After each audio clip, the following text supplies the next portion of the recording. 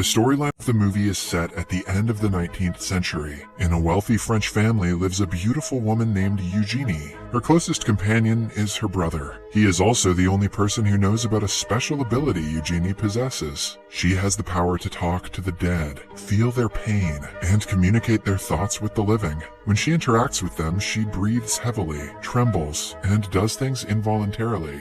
Sounds like 99% of the people who watch Amaranth streams. Until now, she has only had a few such experiences, but as Eugenie grows up, she is becoming more and more prone to manic episodes. One night, she is tucking her grandmother in to sleep, when the woman asks her if she went to a friend's funeral. Unlike how a normal person would reply, Eugenie claims that she had a lot of fun because there were many people. The grandmother is used to Eugenie's bizarre behavior, which she thinks is worrying, but doesn't say much about it. On her way back to her room, Eugenie hears whispers coming from the hallways. Upon checking, she finds her brother making out with a man. She smiles and rushes back to her room. The following day, she sneaks into his carriage, asking him to drop her off at the market. He discovers that she knows about his gay relationship, but trusts her enough to know she won't tell their father. Eugenie is not allowed to go outside alone, but her brother cannot protest now that she knows his secret. A while later, she is let off at the market, where she enjoys some alone time walking down the street. Then she enters a cafe and sits across from a man reading a book about spirits. The two exchange glances until the guy introduces himself to her. He immediately starts flirting, and even though Eugenie is uncomfortable at first, she eventually feels at ease because of his jokes. She admits that she wasn't looking at him, but at the book that he is reading.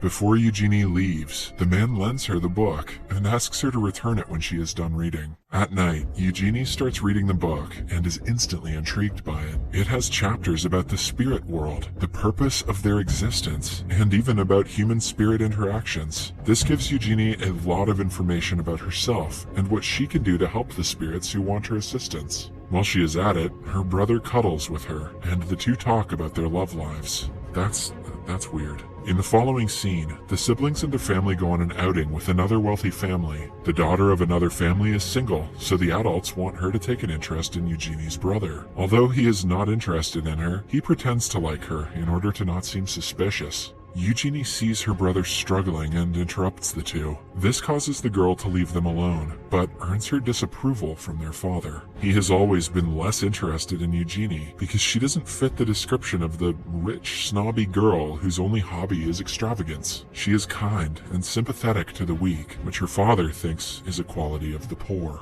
One night, Eugenie is helping her grandmother brush her hair as her nightly routine. Suddenly, she stops mid-sentence and goes through an intense manic episode. She involuntarily pulls out a drawer and starts making a mess of the things inside before finding a necklace. When everything stops, the grandmother is in shock. The necklace was a gift from her late husband, which has been missing for the past 40 years. They thought someone stole it and stopped looking for it decades ago. The woman always knew Eugenie was special, but on seeing what she can do, she doesn't know if it is a good thing. She asks her how she knew where the necklace was, and Eugenie replies that her grandfather told her. The following morning, she is woken up by her mother, who says that the father is taking her to the store today. Eugenie is excited and unable to notice the sadness in her mother's voice. She naively gets dressed and joins her father and brother in a carriage. Even after noticing the vast change in her brother's behavior, she doesn't suspect anything strange. It is only when her eyes land on the luggage under the seat that she realizes they are not just going to the market. She looks out the window and sees a woman staring into nothingness. Two orderlies come to pick her up and forcefully drag her into the building. She begs her father and brother to help her, but both of them remain seated. When she is far enough, her brother starts vomiting out of fear and guilt. Inside, she is stripped naked and checked for any physical injuries or abnormalities. Throughout all of this, she protests that she is not insane, but now only the doctors can decide that. Her freedom is snatched away, and her sole purpose becomes to prove that she is not insane, while every minute detail of her character is studied. She also has to share a room with many other women, some of whom are actually mentally ill, while the others have been falsely imprisoned by powerful men who wanted to get rid of them. The sanest one out of all of them is a woman named Louise. She befriends Eugenie and helps her settle in. Although better than the rest of the women, Louise has quite an eccentric behavior herself. The following morning, evening, Louise is taken to be examined by the male doctors of the asylum. They hypnotize her and treat her like a subject to their experiments, rather than a patient. They are not in the least sympathetic when she falls down and starts trembling because of their malpractices. The only staff who care about the patients is the head nurse, Genevieve. She is a kind woman who is aware of the doctor's cruel ways of treating patients, but cannot raise her voice against her employers. A while later, a young doctor named Jules comes to Louise and pretends like he is worried for her.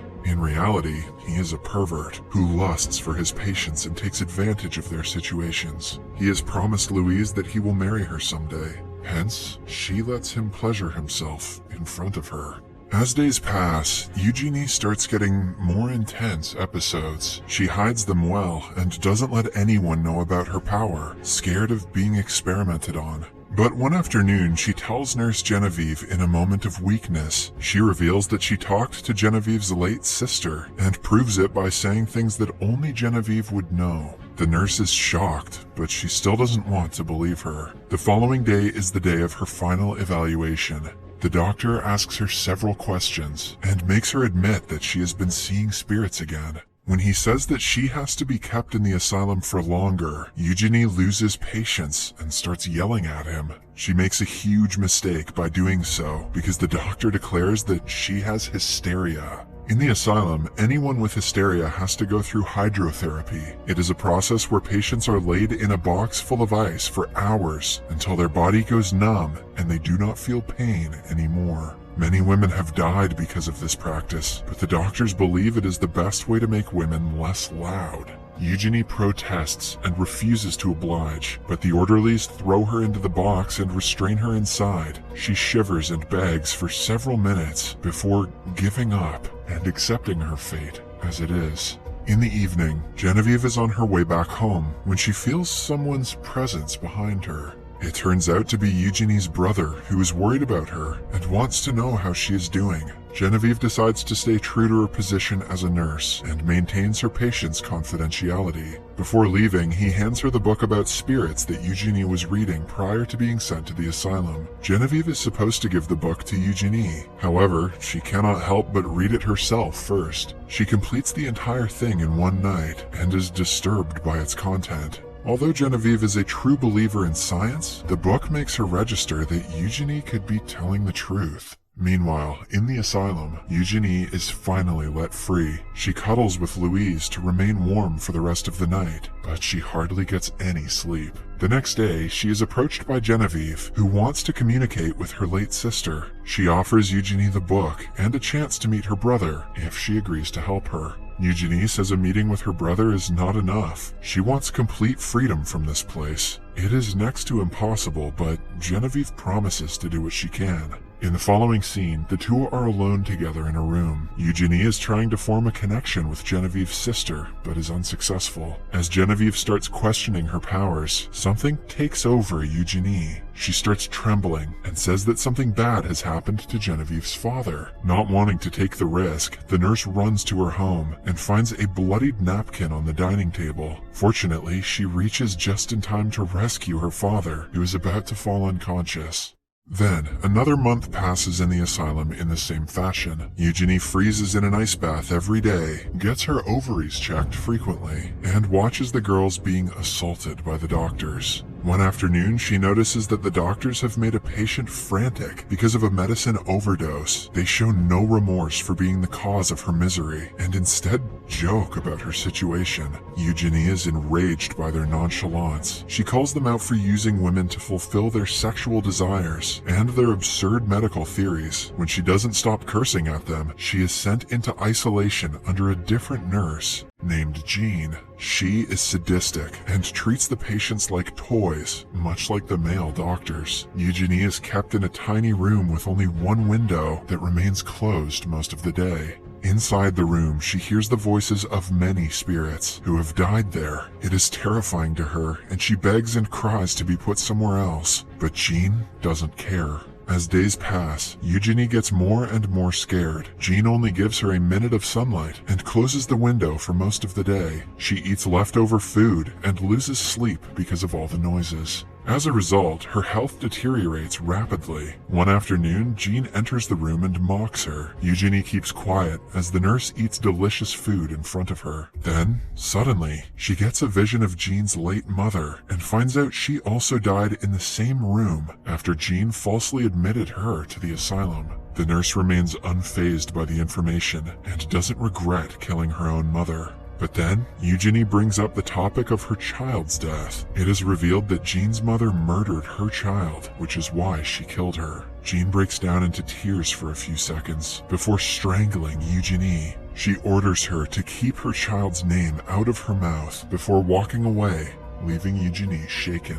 Jean is walking down the hallway when a girl bumps into her and steals the keys to the isolation rooms. She hands them to Genevieve, revealing that it was her idea to steal them. Later, she goes to Eugenie and talks to her through the door. Eugenie has communicated with Genevieve's sister once again. She transfers their messages to each other and gives them closure. Genevieve is so thankful that she decides to help Eugenie. Later that day, she tells the head doctor that Eugenie has improved exponentially ever since she was moved into isolation. Although suspicious, he allows her to join the common ward again. After coming out of the dark room, Eugenie meets Louise, who is now bound to a wheelchair because of all the malpractices she was forced to go through. Then comes the day of the annual ball in the asylum. It is the one day in the year when the women get to dress up, dance, and enjoy life as though they were normal. Eugenie's brother also gets an invitation and joins the party. The siblings see each other after almost a year, but have to act like they don't know each other. In another room, the doctors flirt with the women and take advantage of their authority. Louise is also approached by Jules, who uses his same old promises to make her consent to whatever he wishes. Meanwhile, Eugenie and her brother make a run for it through the front gate. They are almost caught by Jean, but the other women help them by restraining her.